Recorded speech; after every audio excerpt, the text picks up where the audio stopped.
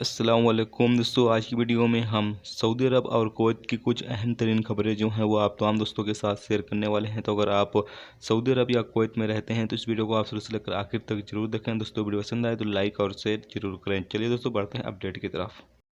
पहली खबर यह है कि जो अप्रैल के महीने में इलीगल लोगों का कुवैत में काम हुआ है, उनमें से अब तक 6,918 लोगों ने अब तक कुवैत को जो है वो अलविदा कह दिया है। यानी कितने लोग अब तक अपने मुल्क जा चुके हैं, बाकी अभी जो लोग हैं वो कुवैत के अंदर ही मौजूद हैं।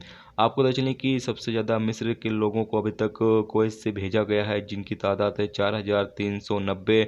उसके बाद फिलीपीन, जिनकी तादाद है 1,821। उसके बाद बांग्लादेश 629। उसके बाद इंडोनेशिया 78 लोगों को अभी तक जो है वो भेजा जा चुका है। अगली खबर यह है कि कुवैत के प्राइम मिनिस्टर शेख सबा खालिद अल अहमद अल सबा ने कुवैती शहरियों और गैर मुल्कियों का शुक्रिया अदा किया है, जिन्होंने कर्फ्यू लगाने की जो वजह है उसको समझा है और जो कुवैत में कर्फ्यू लगा हुआ है उसकी पाबंदी कर रहे हैं और इसकी खिलाफ वर्जी नहीं कर रहे हैं। इन तमाम चीज़ों के लिए जो कुवैत के प्राइम मिनिस्टर हैं, उन्होंने जो कुवैत में रहने वाले तमाम लोगों का शुक्रिया जो है वो अदा किया है।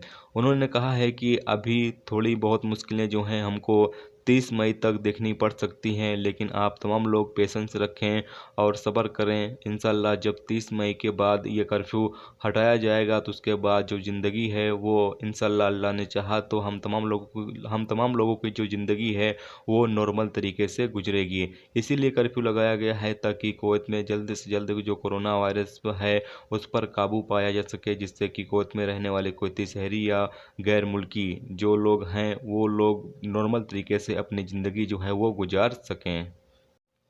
अगली खबर यह है कि कुवैत MOH ने यानी कि मिनिस्ट्री ऑफ हेल्थ ने कुवैत में मौजूद जो लोग हैं उनका कोरोना टेस्ट अब तक 2,31,930 लोगों का कोरोना टेस्ट अब तक कर चुकी है। और मिनिस्ट्री ऑफ हेल्थ की टीमों ने जिन इलाकों में ज़्यादा कोरोना वायरस के मरीज रिकॉर्ड पे आते हैं उन तमाम इलाकों में जा जाकर सर्वे कर रही है और वहाँ पर मौजूद जो लोग हैं उन तमाम लोगों का जो है वो घर घर जाकर या इमारतों में जाकर उन तमाम लोगों का कोरोना टेस्ट जो है वो कर रही है। अब यहाँ पर सऊदी अरब की दो अहम अपडेट है जो आप तमाम दोस्तों के साथ शेयर करने वाले हैं। सऊदी अरब में कोरोना वायरस में शामिल होने वाले मरीजों में से तकरीबन 40% ठीक हो चुके हैं। अरब न्यूज के मुताबिक ऐसे लोग जिनमें कोरोना की तस्दीक हो चुकी थी उनमें से तकरीबन 40% मरीजों की मिनिस्ट्री ऑफ हेल्थ की जानिब से तंदुरुस्ती की खुशखबरी सुना दी गई है। यानी कि सऊदी अरब में तकरीबन 40% कोरोना वायरस के जो मरीज हैं अब तक ठीक हो चुके हैं और डेली की बुनियाद पर भी माशाल्लाह जो सऊदी अरब में कोरोना वायरस के मरीज हैं वो ठीक हो रहे हैं। अगली अपडेट यह है कि रियाद पुलिस की टीमों ने दूसरों के आईडी पे मोबाइल सिम जारी करने वाले एक गिरोह को गिरफ्तार कर लिया। पुलिस तर्जुमान का कहना है कि मुलजिमान बांग्लादेशी हैं जिनकी उम्रें 20 से 40 साल के दरमियान हैं। सऊदी न्यूज एजेंसी के मुताबिक पुलिस को जानकारी मिली थी कि कुछ गैर मुल्की लोग जाली मोबाइल सिम के गैरकानूनी कारोबार में शामिल हैं।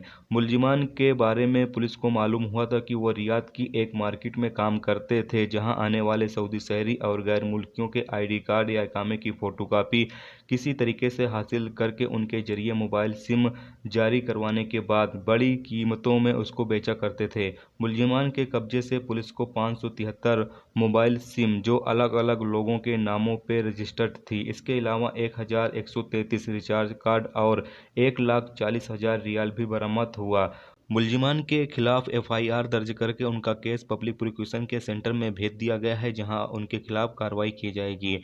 वाज़ेह रहे कि सऊदी अरब में मोबाइल सिम जारी करने के लिए इकामे की कॉपी और फिंगरप्रिंट जरूरी है, जिसके बगैर मोबाइल सिम जारी नहीं की जा सकती।